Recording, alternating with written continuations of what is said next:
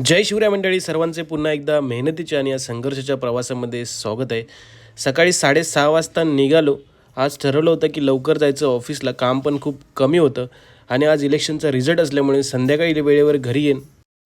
मंडळी, संघर्ष करत असताना वेळ बघू नका, वेळ न बघता संघर्ष करा. आजची मेहनत हे उद्याचं सामर्थ्य नक्कीच बनवेल, हा माझा आत्मविश्वास आहे. आणि सकाळीच एकदम सुंदर वातावरण होतं, रस्ता बिलकुल खाली, बिलकुल ट्रॅफिक नाही, गाडी चालवायला पण खूप मजा येत होती.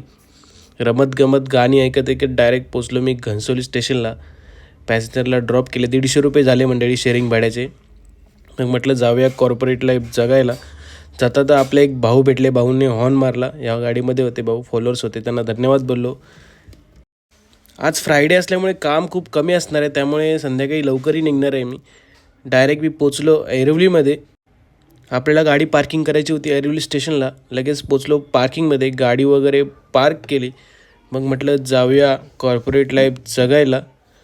सकाळी सुंदर साईबाबांचे दर्शन घेतले आणि पोचलो डायरेक्ट माइंड स्पेसमध्ये.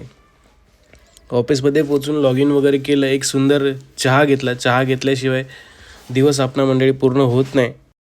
रमत गमत काम करत करत झाली दुपारचे 3 वाजले होते. मग म्हटलं जाऊया आता घरी.